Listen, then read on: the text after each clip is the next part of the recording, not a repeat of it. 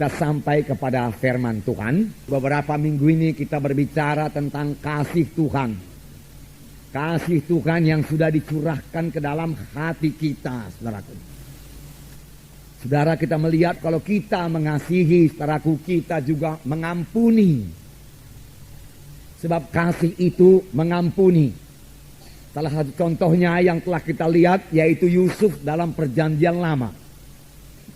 Kita mengetahui Yusuf ini anak Yakub, kemudian dijual oleh saudara-saudaranya ke Mesir. Dan Potifar, saudaraku, membeli Yusuf, kemudian menjadi budak di rumah Potifar. Dan istri Potifar ini tertarik pada Yusuf dan mengajaknya berbuat dosa. Tetapi dengan tegas Yusuf menolak. Dia tahu dosa itu akan menceraikan dia dengan Tuhan. Dia tahu dosa itu akibatnya jelek sekali. Dia tahu dosa itu, saudaraku, akan menggagalkan panggilan Tuhan dalam hidupnya. Dia tahu dosa itu menduka citakan hati Tuhannya. Oleh sebab itu dia menolak dosa itu, saudaraku. Dan istri Potifar menjadi marah dan memfitnah Yusuf. Akibatnya Yusuf dimasukkan dalam penjara. Bukan sebentar, tetapi walaupun demikian Yusuf tidak mendendam. Yusuf, saudaraku, tidak marah, tidak menyimpan kepahitan, saudaraku. Tidak bermaksud untuk membalas dendam, tidak bermaksud untuk membunuh kapan nanti dia keluar dari penjara. Tidak, saudaraku. Tetapi Yusuf, saudaraku, mengasihi, saudaraku. Yusuf, saudaraku, mengampuni dosa istri Potifar ini, dosa Potifar, saudaraku. Dia tidak mau menyimpan kepahitan dalam hatinya, saudaraku. Dia tidak mau palak, dia tidak mau mendendam. Dengan kata lain, dia berjalan dalam roh ataupun berjalan dalam kasih yang tidak membalas kejahatan dengan kejahatan, tidak membalas caci maki dengan caci maki, tetapi dia mengalahkan kejahatan dengan kebaikan. Inilah hidup anak-anak Tuhan. Inilah dia anak-anak Tuhan, anak-anak terang. Yang berjalan dalam roh Tuhan. Yang berjalan dalam kasih, saudaraku. Saudara barangkali berkata, saya tidak sanggup berbuat demikian. Saya pun tidak sanggup, saudaraku. Dengan kekuatan saya sendiri, saudaraku. Tetapi syukurlah Tuhan sudah mencurahkan kasih-Nya dalam hati saya. Tuhan juga sudah mencurahkan kasih Tuhan dalam hati saudara. Itu terjadi pada waktu kita lahir baru.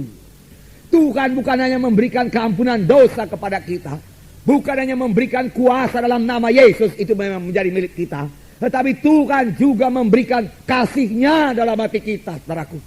Dan dengan kasih Tuhan ini kita sanggup. Dengan kasih kita sendiri kita tidak sanggup. Banyak tuntutan Tuhan kepada anak-anaknya. Bahkan Tuhan berkata, kasihilah musuhmu, doakanlah orang yang menganiaya kamu. Bagaimana bisa, saudaraku, dengan kasih manusia? Dia tidak akan sanggup melaksanakannya dengan kasih manusia. Tetapi syukurlah Tuhan, saudaraku, mengaruniakan kasih-Nya kepada kita. Yang diberikan Tuhan pada waktu kita lahir baru. Pakailah kasih Tuhan ini. Selalu bereaksi dengan kasih Tuhan, saudaraku. Memang, saudaraku, kadang-kadang kita mau bereaksi dari daging kita. Saya percaya ini juga terjadi bagi Yusuf. Yusuf, saudaraku, pada waktu dia ditangkap, dimasukkan dalam penjara, dagingnya bisa bicara. Yusuf, kau tidak berbuat apa-apa, tapi kau dimasukkan dalam penjara, jahat sekali istri Potifar itu. Kau mempunyai Allah yang hidup, suruhlah Tuhan menghukum dia. Bisa saja demikian, dan mungkin saja demikian terjadi di dalam hati Yusuf, saudaraku. Tetapi Yusuf tidak membiarkan pikiran itu menguasai hatinya. Segera dia usirkan pikiran itu, saudaraku. Dia tahu dia anak Tuhan. Dia tahu dia anak terang. Firman Tuhan berkata, jikalau kamu hidup dalam kebencian, sampai sekarang ini pun kamu masih dalam kegelapan. Firman Tuhan berkata. Yusuf mengetahuinya, saudaraku. Oleh sebab itu Yusuf melawan kehendak dagingnya, saudaraku. Dia tidak mau tenggelam dalam kemarahannya. Tidak, saudaraku. Tapi mengalahkan kemarahannya dengan kebaikan daripada Tuhan, saudaraku. Dengan kasih daripada Tuhan. Dia mulai memikirkan yang baik, memikirkan yang indah, memikirkan yang mulia, saudaraku. Saudaraku, dan dia percaya Tuhan akan menolong dia. Memang benar, di penjara itu pun Tuhan datang kepada Yusuf dan Tuhan menolong Yusuf, saudaraku. Tuhan menyertai Yusuf sehingga dia boleh kerelaan hati, keluasan hati dari penghulu penjara itu. Sehingga Yusuf beroleh kebebasan dalam penjara itu, mengatur semua tawanan-tawanan yang lain, dan semua diserahkan kepada Yusuf, saudaraku. Dia menjadi pemimpin di penjara juga, saudaraku. Nah, di penjara itulah saudaraku dia bertemu dengan pegawai minuman, pegawai makanan raja, di mana dia mengetahui seluk-beluk kerajaan, saudaraku. Karena dia di penjara selama 13 tahun. Kemudian dia keluar dari penjara dengan pertolongan Tuhan, dengan ajaib Tuhan. Sesudah itu dia memerintah Mesir selama 80 tahun lamanya. Karena dia dipanggil Tuhan pada umur 110 tahun. Dia hidup sepuas-puas umurnya. Dia berjumpa kembali dengan bapaknya Yakub. Dia sempat menolong saudara-saudaranya semua. Tinggal saudara-saudara semua tidak perlu saudaraku mati kelaparan. Bahkan dia berdamai dengan saudara-saudaranya semua. Sekaligus saudara-saudaranya yang pada mulanya tidak peduli satu sama lain menjadi saling mengasihi satu sama lain, saudaraku. Dan inilah permulaan daripada bangsa pilihan Tuhan, bangsa Israel menjadi besar di tanah Mesir, saudaraku. Dan saudara, karena Yusuf tetap dalam Tuhan, kemudian Yusuf punya visi lagi. Visi dari Roh Kudus, bahwasanya satu saat nanti bangsa pilihan Tuhan ini, bangsa yang besar ini akan keluar dari tanah Mesir dan menuju tanah perjanjian. Dan Yusuf berkata kepada tua-tua sidang pada waktu itu, pada waktu umurnya 110 tahun, berjanjilah kamu di depan Tuhan. Pada waktu kamu nanti meninggalkan tanah Mesir ini, bawalah tulang-tulangku beserta dengan engkau. Aku tidak mau tinggal di tanah Mesir, dia katakan. Aku tidak mau jadi mumi di sini, bagaimana kebiasaan orang Mesir. Aku tidak mau memiliki piramid, dia katakan. Tidak, dia bisa memiliki piramid karena dia sejajar dengan Firaun yang lain, saudaraku. Dia sangat berkuasa. Nah, tapi dia berkata, aku mau nanti bersama-sama dengan Tuhan.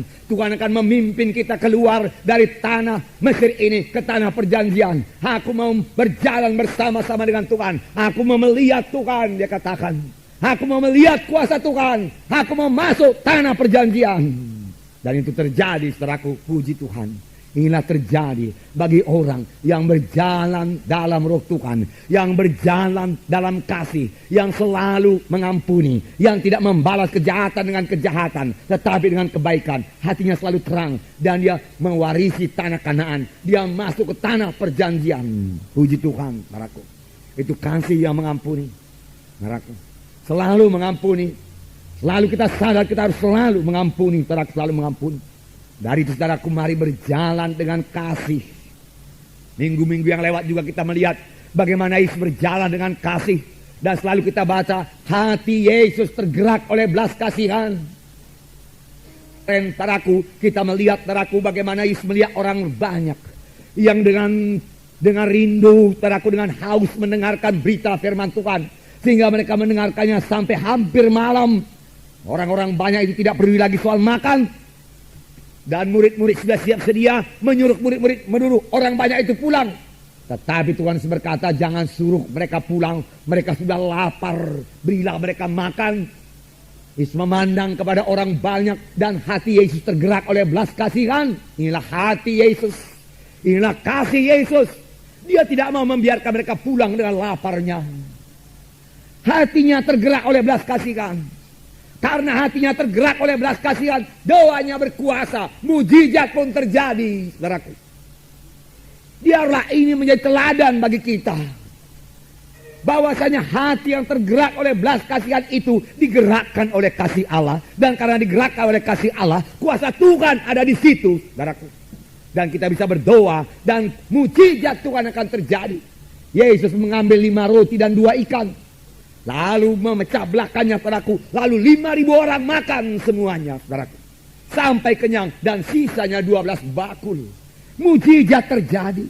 Bahkan mujizat selalu terjadi sampai sekarang ini, di mana ada hamba Tuhan, anak Tuhan yang hatinya tergerak oleh belas kasihan.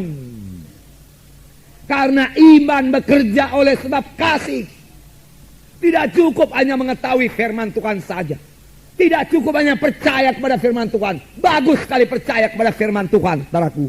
Tidak cukup hanya mengakui, mengucapkan firman Tuhan. Bagus sekali. Namun itu saja tidak cukup untuk menurunkan mujizat Tuhan. Ada anak-anak Tuhan yang sudah percaya kepada firman Tuhan, mengakui firman Tuhan, saudaraku, mengucapkan firman Tuhan. Lalu dia berharap, saudaraku, akan turun mujizat Tuhan yang luar biasa. Tetapi berkat mujizat belum turun juga. Mari kita cek di mana yang kurang. Biasanya yang kurang yaitu kasih. Sebab iman bekerja oleh sebab kasih. Di mana ada kasih, di situ ada terang. Di situ ada iman, di situ ada kuasa, ada berkat, ada kemenangan. Haleluya saudara.